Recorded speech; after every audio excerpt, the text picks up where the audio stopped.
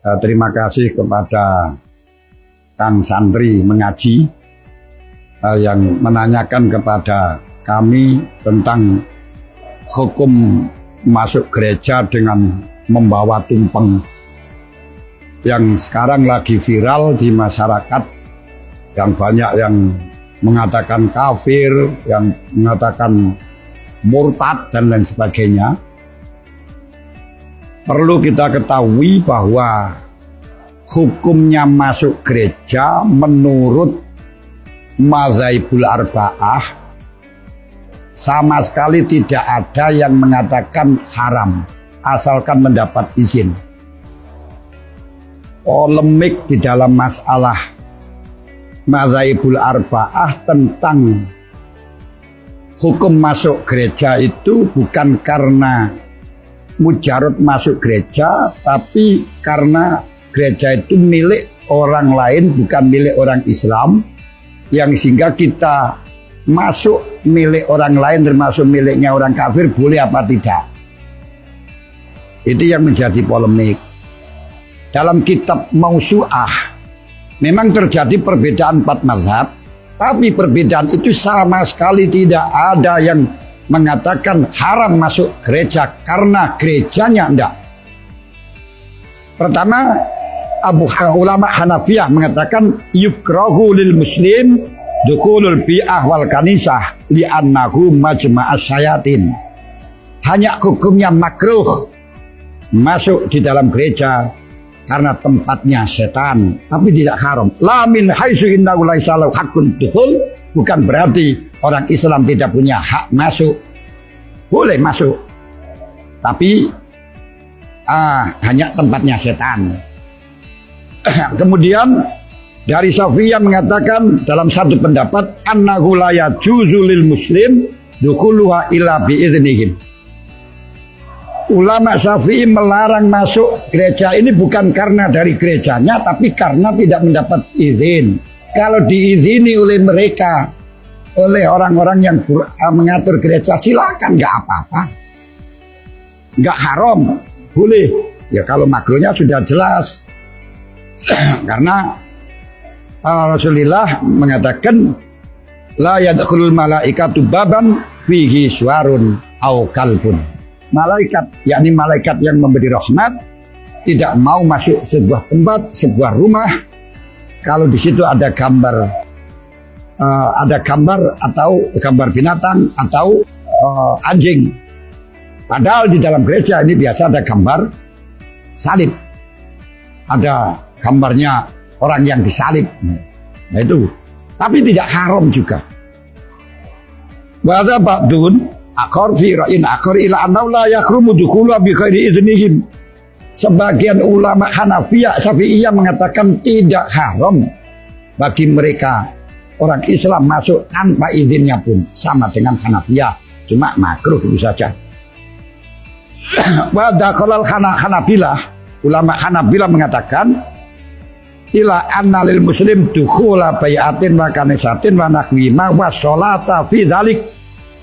Malah menurut Hanabilah, bagi orang Islam masuk pada gereja atau kanisah, tempat orang Yahudi, juga boleh sholat di dalamnya. Wan Ahmad yukrahu ingkana sama suratun.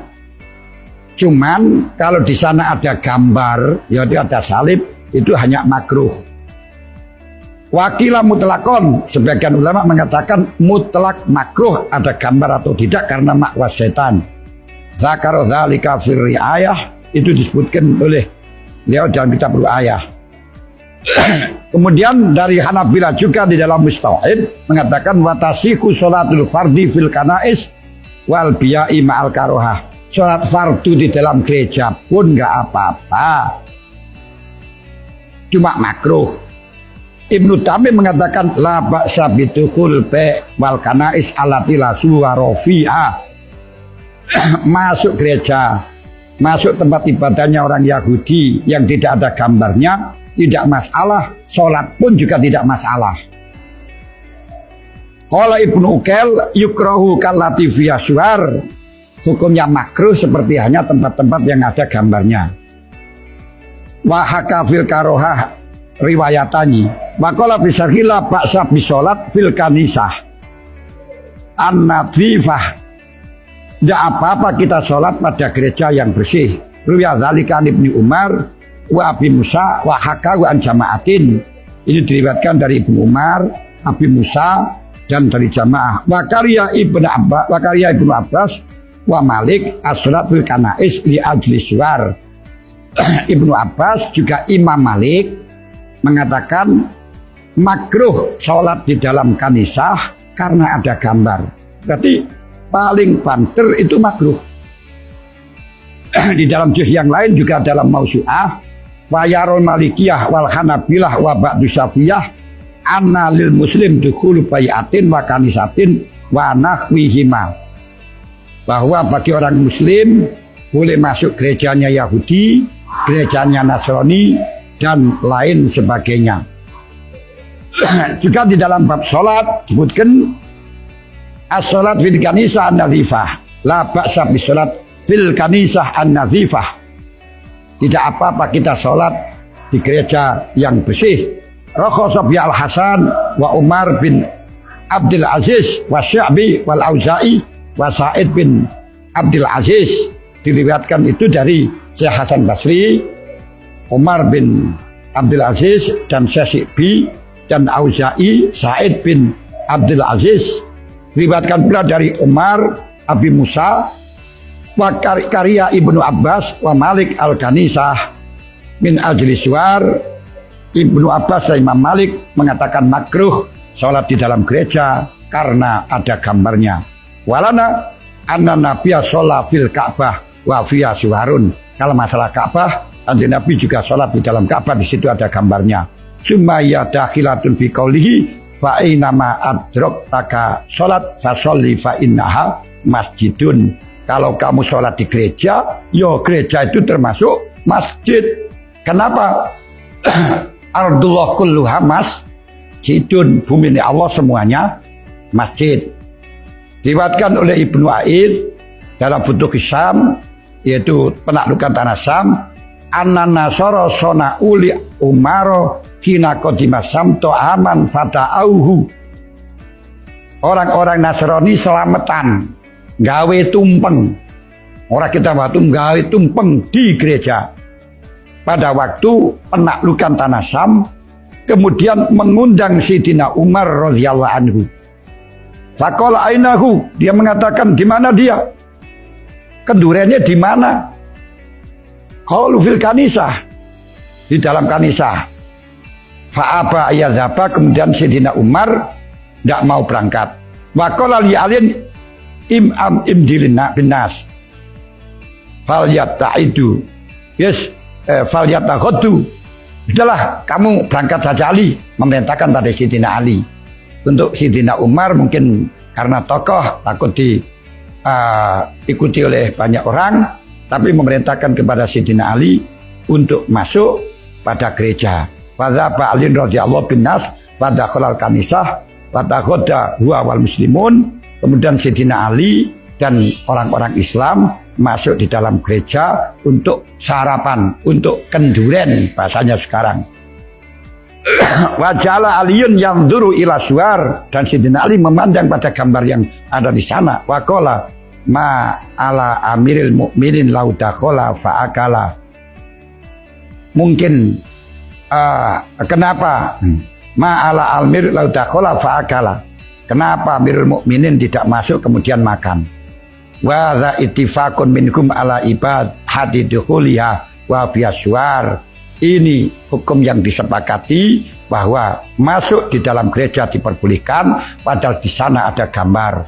Wali anna dukhulal kanasil wabiya ghairu muharram, masuk dalam gerejanya Yahudi, gerejanya Nasrani tidak tidak diharamkan. Masuk kenduren makan juga nggak apa-apa, bawa tumpeng nggak apa-apa.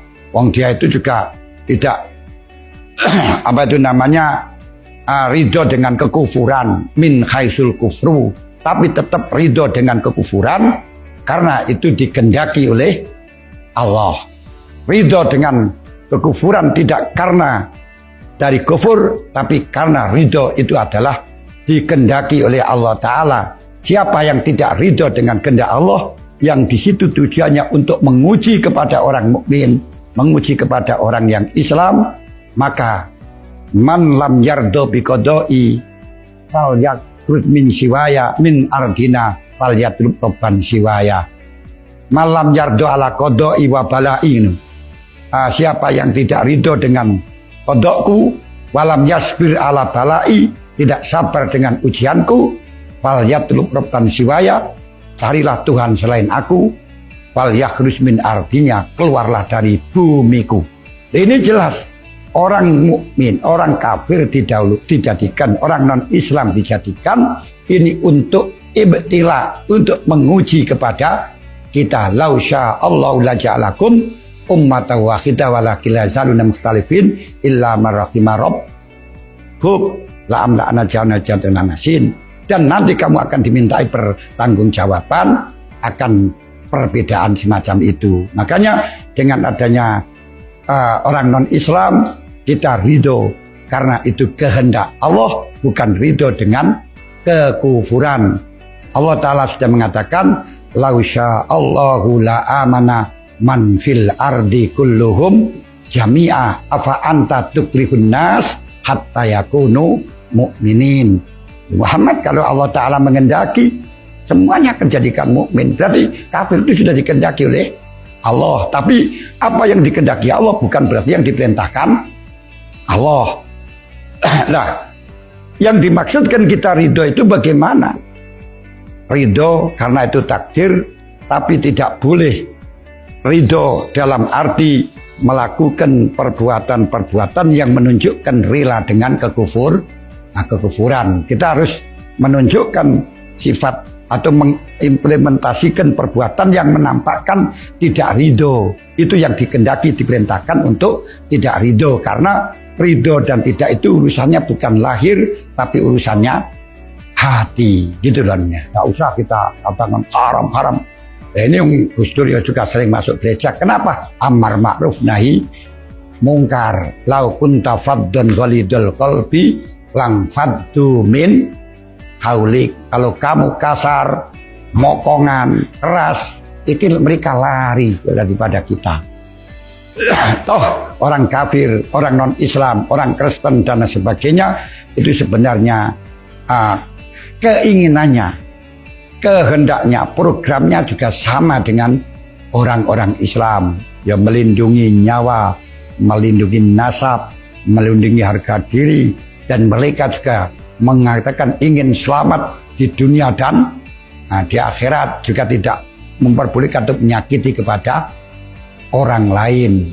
Itu yang dikehendaki. Pokok yang penting kita tidak ikut ibadah dengan mereka untuk menyembah kepada Tuhan, kepada apa itu namanya yang ditempelkan. Kalau Tuhannya kita harus yakin bahwa Rabbul Alamin, Rabbul Alamin itu Tuhannya semuanya alam. Kita harus yakin Tuhannya wong Nasrani itu Allah, Tuhannya orang Yahudi juga Allah, Tuhannya orang Hindu juga Allah, Tuhannya orang apa itu Buddha juga Allah. Siapa yang mengatakan Tuhannya orang Yahudi bukan Allah, Tuhannya orang Nasrani bukan Allah, kafir karena mengatakan ada Tuhan selain Allah. Semuanya Tuhannya mereka yuk, Tuhan itu hanya satu. Makanya dikatakan alladzina qalu rabbunal wa tsumastaqamu tatanazzalu alaihimul malaikatu alla takhafu wa la tahzanu.